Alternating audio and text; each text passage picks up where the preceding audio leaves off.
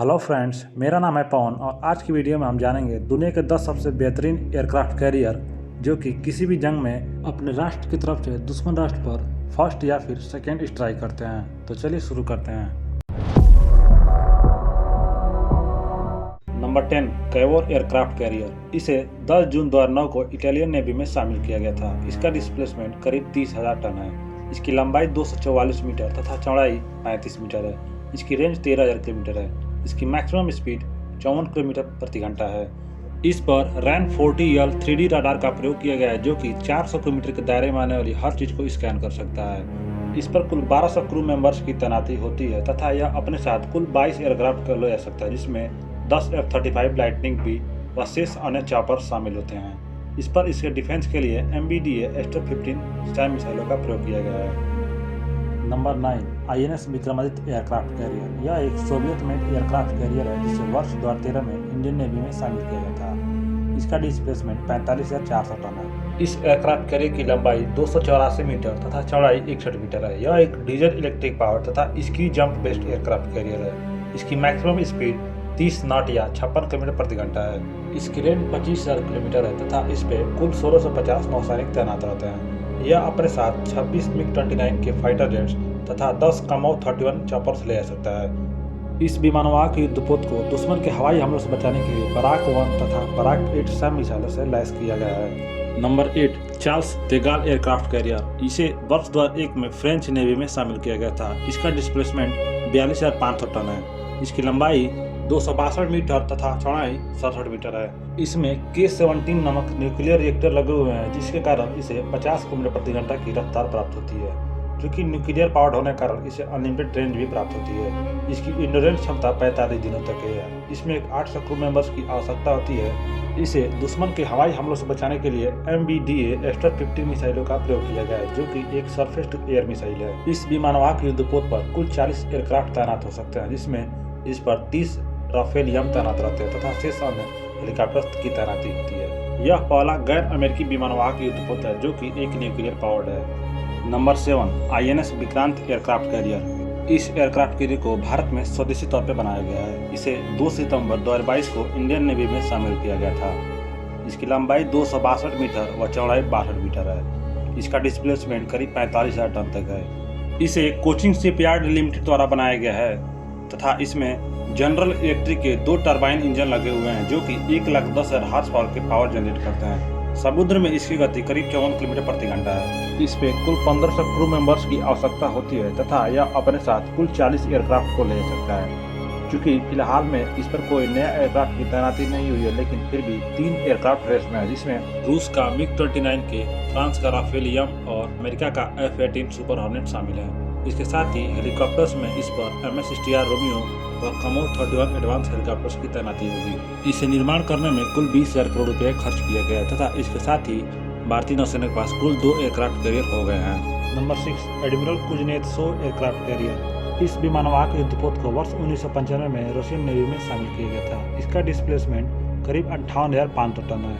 इसकी लंबाई 305 मीटर व चौड़ाई 74 मीटर है। यह एक diesel electric powered aircraft carrier है तथा इसकी समुद्र में गति 54 किलोमीटर प्रति घंटा तक है। इस विमानवाहक युद्धपोत का कॉम्बैट रेडियस 15,700 किलोमीटर है। इस पर कुल 1690 क्रू मेंबर्स की तैनाती रहती है। दुश्मन के हवाई हमलों से बचाने के लिए 192 3K-95 Kinjal missile air defence system का उपयोग किया गया है। यह अपने साथ कुल 45 एयरक्राफ्ट को लेकर चल सकता है, जिसमें 18 सुखोई 33, 6 MiG-29 के और 4 कामो 31 हेलीकॉप्टर्स भी शामिल रहते हैं। फिलहाल यह रशियन नेवी में कार्यरत एकमात्र एयरक्राफ्ट कैरियर है, लेकिन पिछले वर्ष इसमें हादसे के कारण इसका फिलहाल मरम्मत चल रहा है। Number 5, Shandong aircraft carrier. इसे 27 दिसंबर 2019 को चीन की PLA नेवी में शामिल किया गया था। यह चीन द्वारा बनाया गया पहला एयरक्राफ्ट कैरियर है। इसका डिस्प्लेसमेंट करीब 70,000 टन है। इसकी लंबाई 305 मीटर व चौड़ाई 75 मीटर है। यह एक डीजल इलेक्ट्रिक पावर्ड व ski jump based aircraft carrier है। समुद्र में इसकी गति 57 किलोमीटर प्रति घंटा है। इसे दुश्मन के हवाई हमलों से बचाने के लिए HQ-10 एयर डिफेंस सिस्टम का उपयोग किया गया है। यह अपने साथ कुल 44 विमानों को ले सकता है, जिसमें 32 फाइटर जेट तथा शेष अन्य 12 हेलीकॉप्टर्स रहते हैं। Number 4, Liaoning aircraft carrier. इसे वर्ष 1985 में सोवियत यूनियन द्वारा बनाया गया था, लेकिन वर्ष 1998 में इसे चीन को बेच दिया गया था। करीब 14 वर्ष के निर्माण के बाद इसे 25 सितंबर 2012 को चीन की पीएलए नेवी में शामिल किया गया था। इसका डिस्प्लेसमेंट 60,900 टन है। इस एयरक्राफ्ट कैरियर की लंबाई 306 मीटर तथा चौड़ाई 74 मीटर है। यह एक diesel electric powered aircraft carrier है। समुद्र में इसकी गति करीब 59 किलोमीटर प्रति घंटा तक है। इसका कॉम्बैट रेडियस 7130 किलोमीटर है तथा एक बार में यह 45 दिनों तक समुद्र में रह सकता है। इस एयरक्राफ्ट कैरियर को चलाने के लिए कुल 1960 क्रू मेंबर्स की आवश्यकता पड़ती है। इस एयरक्राफ्ट कैरियर को हवाई हमलों से बचाने के लिए 3 HQ-10 एयर डिफेंस सिस्टम का उपयोग किया गया है। यह अपने साथ करीब 40 एयरक्राफ्ट को ले जा सकता है, जिसमें J-15 व J-18 शामिल है। यह चीन की नौसेना में शामिल होने वाला पहला एयरक्राफ्ट कैरियर था। Number 3, queen Elizabeth class aircraft carrier. इसे वर्ष 2017 में रॉयल इंग्लैंड नेवी में शामिल किया गया था। इस क्लास में कुल 2 एयरक्राफ्ट कैरियर बनाए गए हैं, जिसमें HMS prince of Wales and HMS Elizabeth शामिल हैं। इस एयरक्राफ्ट कैरियर का डिस्प्लेसमेंट करीब 72,000 टन है तथा इसकी लंबाई 284 मीटर व चौड़ाई 73 मीटर है। इसकी मैक्सिमम स्पीड 32 नॉट या 59 किलोमीटर प्रति घंटा है। इसकी कॉम्बैट रेडियस करीब 19,000 किलोमीटर या 10,000 नॉट्स है। इस पर हर वक्त करीब 680 क्रू मेंबर तैनात रहते हैं तथा इसकी रक्षा के लिए इस पे S-1850M नामक रडार लगा है, जो कि 400 किलोमीटर के रेडियस में आने वाली हर चीज़ को स्कैन कर सकता है। इस पे कुल 36 F-35B फाइटर जेट की तैनाती होती है और अन्य जहाज़ों में चिनूक हेलीकॉप्टर्स व अपाचे हेलीकॉप्टर तैनात रहते हैं। इस विशालकाय विमानवाहक युद्धपोत को बनाने में सरकार को करीब 3.8 बिलियन यूरो खर्च करने पड़ गए थे। नंबर 2, निमित्त क्लास एयरक्राफ्ट कैरियर। इसे वर्ष 1975 में US नेवी में शामिल किया गया था। इसका नामकरण द्वितीय विश्व युद्ध के बाद पैसिफिक फ्लीट कमांडर चेस्टर निमित्त के नाम पे किया गया था। इसका डिस्प्लेसमेंट करीब 97,000 टन तक है। इसकी लंबाई 332 मीटर और चौड़ाई 76 मीटर है। इस एयरक्राफ्ट कैरियर में न्यूक्लियर रिएक्टर लगे हुए हैं, जिसके कारण इसकी रेंज अनलिमिटेड हो जाती है।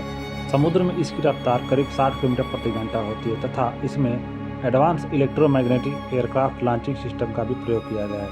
साथ ही एडवांस आर्रेस्टिंग गियर का भी प्रयोग किया गया है। इस पर एक बार में कुल 60 से 80 एयरक्राफ्ट तैनात हो सकते हैं, जिसमें F-18 super hornet, MS-60R Romeo helicopter तथा कई अन्य जासूसी विमान भी शामिल हैं। इस क्लास में कुल 10 एयरक्राफ्ट कैरियर बनाए गए हैं, जो कि वर्तमान में US नेवी में शामिल हैं। इस विमानवाहक युद्धपोत को चलाने के लिए कुल 2600 क्रू मेंबर्स की आवश्यकता पड़ती है तथा वर्तमान में इसके जैसे 10 एयरक्राफ्ट कैरियर US नेवी में तैनात हैं। Number 1, Gerard R. Ford class aircraft carrier. इसे 22 जुलाई 2017 को US नेवी में शामिल किया गया था। इसका डिस्प्लेसमेंट करीब 1 लाख टन तक है। इसकी लंबाई 337 मीटर तथा चौड़ाई 76 मीटर है। यह समुद्र में 56 किलोमीटर प्रति घंटा की रफ्तार से चल सकता है। इसके न्यूक्लियर पावर्ड होने की वजह से इसकी रेंज अनलिमिटेड हो जाती है। इस बड़े विमानवाहक पोत को चलाने के लिए करीब 2600 क्रू मेंबर्स की आवश्यकता पड़ती है। इस एयरक्राफ्ट कैरियर से विमानों के लॉन्चिंग के लिए advance electromagnetic aircraft launching system का उपयोग किया गया है तथा उनके लैंडिंग के लिए एडवांस आर्रेस्टिंग गियरिंग का इस्तेमाल किया गया है। यह एयरक्राफ्ट कैरियर अपने साथ कुल 80 विमानों को ले जा सकता है, जिसमें F-18 सुपर हॉर्नेट, F-35B और MS-60R रोमियो हेलीकॉप्टर शामिल हैं। चूँकि न्यूक्लियर पावर्ड होने की वजह से इसकी रेंज अनलिमिटेड है, लेकिन फिर भी इसे भोजन आदि के लिए हर 45 दिनों पर बेस पर वापस लौटना पड़ता है।